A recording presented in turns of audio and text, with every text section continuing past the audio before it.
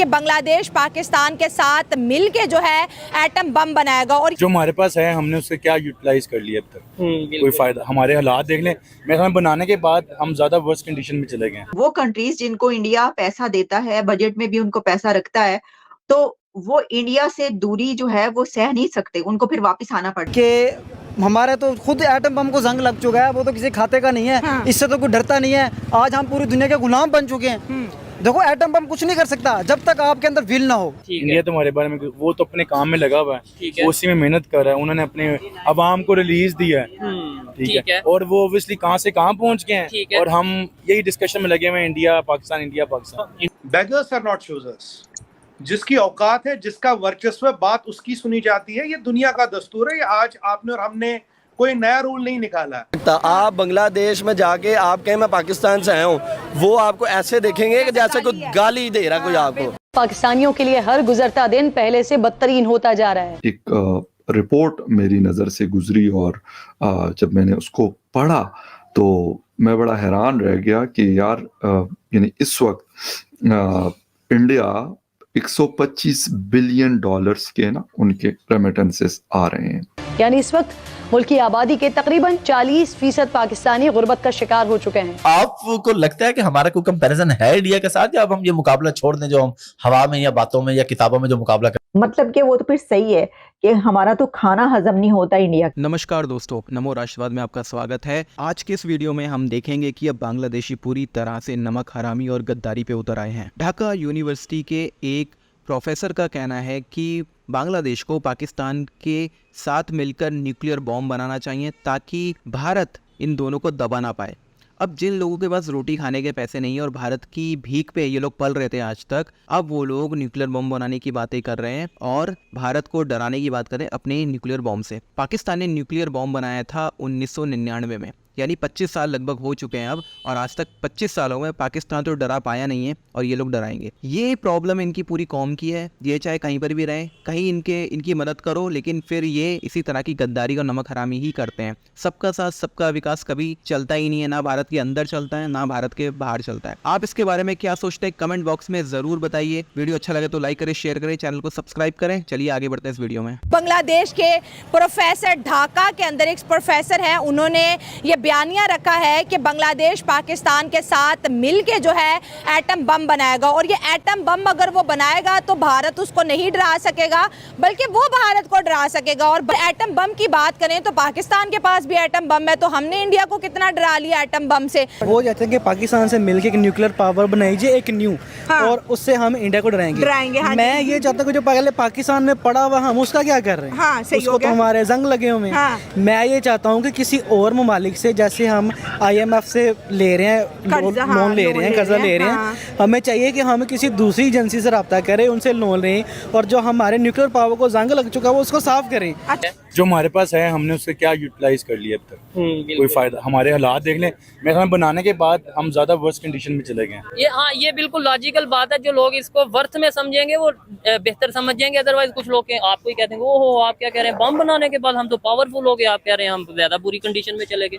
Obviously इसे explain करें। नहीं, आप कंडीशन देख लें ना, 99 से पहले की और 99 की बाद की, हमारे हालात बेहतर हुए बुरे हुए। तो जब तक यानी कि अमेरिका अफगानिस्तान में था तब तक आप कह लें कि डॉलर्स की रेल पिल थी, तब तक ये लोग उनसे एड ली जा रहे थे, ठीक है। हमारे हालात बेहतर होने के बजाय अमेरिका चला गया, ठीक है, अफगानिस्तान बेहतर हो गया, हम और वर्स्ट कंडीशन में नहीं। हमें तो ये बताया गया ना, ये तो आप लॉजिकल बात कर रहे हैं और ऐसी बात बहुत कम लोग मतलब समझते होंगे और करते होंगे, लेकिन ज्यादातर लोगों को तो यही बताया गया जी बम भी इसलिए बनाया कि भाई इंडिया ना हमला कर देता, वो ना हमला कर देता। आपको लगता है कि आज के दौर में ये चीजें चलती हैं या पॉसिबल हैं जी? इंडिया तो ऐसे फिर और भी बहुत सी चीजों में आगे जा रहा है, इकोनॉमी में, टेक्नोलॉजी में, तो हम वो क्यों नहीं बना रहे? सर इंडिया तो मेरा नहीं ख्याल इंडिया हमारे बारे में ये सोचता है। इंडिया तो हमारे बारे में, वो तो अपने काम में लगा हुआ है, वो उसी में मेहनत कर रहा है। उन्होंने अपने अवाम को रिलीज दिया है, ठीक है। और वो ऑब्वियसली कहाँ से कहाँ पहुंच गए ठीक हैं है। और हम यही डिस्कशन में लगे हुए हैं, इंडिया पाकिस्तान।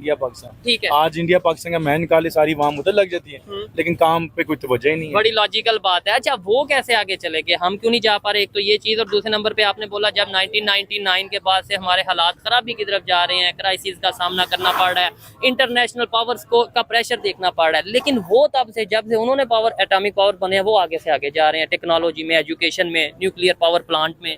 यार यहाँ पे मेरे लैक ऑफ एजुकेशन अवेयरनेस लोगों में कमी है। ठीक है। ठीक है, अभी भी आप देख लें लोग में काफी हद तक बेहतरी तो आई है आ रही है। सोच में, लेकिन उनकी सोच को दबाया जा रहा है। ठीक है। ठीक है, जब तक हम आवाम को और उनको दबाई रखेंगे तो हम तरक्की की तरफ कैसे जाएंगे? ठीक है। एक क्वेश्चन, बांग्लादेश को भी कोई एडवाइस दे दो, इतनी बड़ी इंडिया को डरा रहा है। बात पता क्या है, इंडिया को वो डराई जाए, वो अब मैं कहना नहीं चाहता, बड़ी गंदी बात आ रही है ज़हन में बांग्लादेश के बारे में, अब मैं कह नहीं सकता, तो फिर वो सुनने हैं। अच्छा, अब उनका बात करने दे।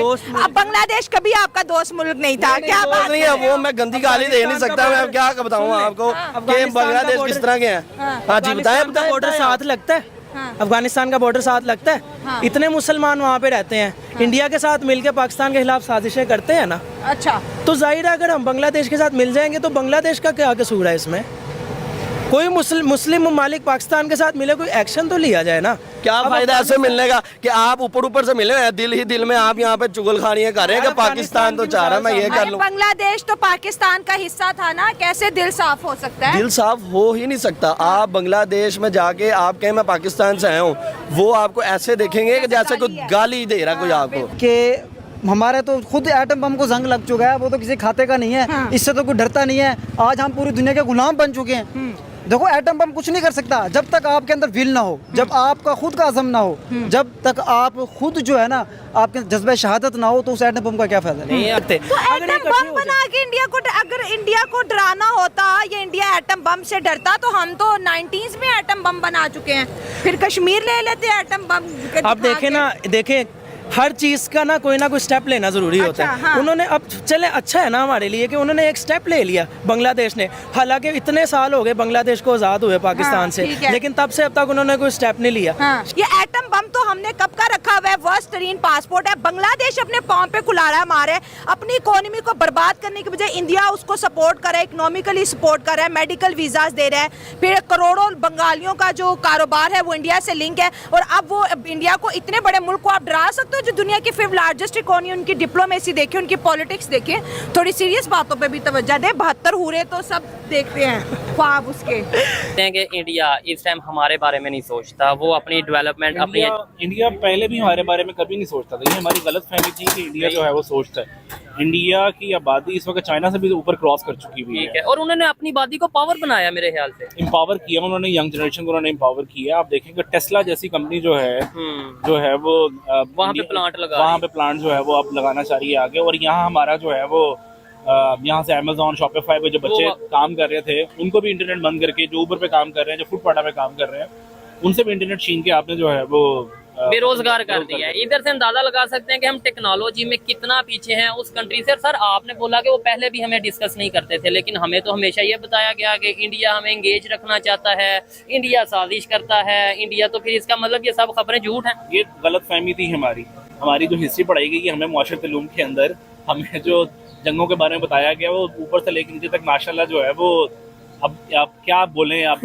बोलेंगे तो आप जो है वो काट देंगे, नहीं हम चला देंगे, वैसे कोई इशू नहीं है। चल भी जाएगा तो फिर हमारा चलना मुश्किल हो जाएगा। ठीक है, लेकिन ये है कि हिस्ट्री को जो है वो मसक किया गया। ठीक है, हिस्ट्री अगर मसक ना होती है, हमें रियलिटी बताई जाती है कि ये रियलिटी है भाई, ये 4 बंदे हैं, ये 2 कमाने वाले हैं, ये खाने वाले हैं, तो शायद इतनी नफरतें ना बढ़ती दोनों कंट्रीज के दरमियान। हम मिलकर शायद टेक्नोलॉजी के ऊपर वर्क कर रहे होते, जैसे वहाँ पे अगर टेस्ला आई है तो यहाँ पे भी शायद आ जाती। तो दोस्तों, वीडियो आपने देख लिया है और वीडियो देख के बिल्कुल आपको समझ में आ गया होगा कि इन लोगों की मदद करने का नतीजा क्या होता है। आखिरकार इस्लाम के नाम पे ये लोग सब एक हो जाते हैं और अब पूरी तरह से बांग्लादेश जो है वो बांग्लादेश तो बन ही रहा है, साथ में अब ये दूसरा पाकिस्तान भी बन रहा है। मैं इतने दिन से यही बात बोल रहा हूँ कि बांग्लादेश जिस तरह से अब कट्टरवादियों के हाथ में जा चुका है, अब ये दूसरा पाकिस्तान बन चुका है और भारत के लिए एक नई मुसीबत खड़ी हो चुकी है अपने ही पड़ोस में। अब जो हमारा बॉर्डर लगता है पाकिस्तान के साथ, वहाँ थोड़ी चीज़ें अलग हैं क्योंकि पहले से अलर्ट थे, पूरी फेंसिंग की गई थी, काफ़ी हद तक बॉर्डर बंद था, लेकिन बंगाल का जो पूरा एरिया है ये बहुत ही ज़्यादा सेंसिटिव एरिया है। सुंदर बन का जो पूरा इलाका है उसमें फेंसिंग करना, पूरी तरह से बॉर्डर को सील कर देना, ये बहुत मुश्किल काम है। और अब यहीं से असली चुनौती भारत सरकार के लिए और भारतीय सेना के लिए, सभी सिक्योरिटी फोर्सेस के लिए आने वाली है। तो इसको देख के अभी तैयारी करनी चाहिए। अभी ये लोग धमकी दे रहे हैं, इनके प्रोफेसर धमकी दे रहे हैं। ये कोई कट्टरवादी कोई दे रहा होता धमकी तो बात अलग थी। ये एक ढाका यूनिवर्सिटी के प्रोफेसर का बयान है कि पाकिस्तान के साथ मिलकर बांग्लादेश को न्यूक्लियर बॉम्ब बनाना चाहिए। ये बहुत ही ज़्यादा चिंता की बात है कि एक प्रोफेसर जो कि यूनिवर्सिटी का प्रोफेसर है वो इस तरह की बातें कर रहा है। अब ये लोग अपने देश में अपने ही आवाम को रोटी देने के लायक नहीं हैं और न्यूक्लियर बॉम्ब बनाने की बातें करते हैं। तो आप इसके बारे में क्या सोचते हैं? आपके जो भी विचार हो कमेंट बॉक्स में ज़रूर लिखिए। वीडियो अच्छा लगे तो लाइक करें, शेयर करें, चैनल को सब्सक्राइब करें, चैनल को ज्वाइन ज़रूर करें और मिलते हैं अगले वीडियो में। तब तक के लिए जय श्री राम।